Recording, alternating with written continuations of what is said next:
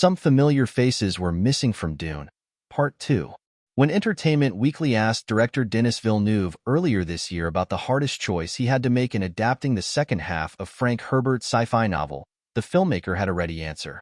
He was most bummed about losing Thufir Hawat, the Mentat advisor to House Atreides played by Stephen McKinley Henderson in 2021's Dune.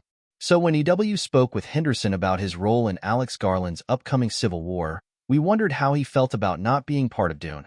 Part 2. The actor confirmed that he did shoot scenes for the recent film that were eventually cut.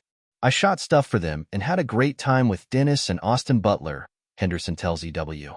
"I got to have a nice lunch with Christopher Walken. It was a great thing to be a part of, and I understand it comes with the territory. Dennis had to do the film that he had to do. So I just love being a part of it." No regrets. In Herbert's novel, Hawat survives the massacre of House Atreides, depicted at the end of Villeneuve's previous film, and is forced into being a minion of the villainous House Harkonnen.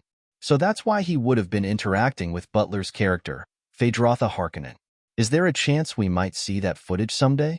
Henderson certainly doesn't think so. "You'll never see it," he says, and Villeneuve has previously said that he has no intention of making extended editions of his Dune movies in the vein of Peter Jackson's The Lord of the Rings trilogy. "I'm a strong believer that when it's not in the movie, it's dead," Villeneuve told Collider in February.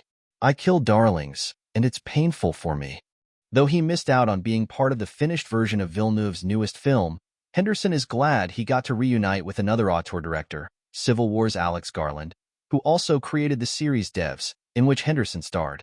"Dennis told me months ago that he had to make that cut. It wasn't like I found out last week or anything," Henderson says. "But what I was thinking was, man, I got Civil War. Quite honestly, this was the one that I was most looking forward to."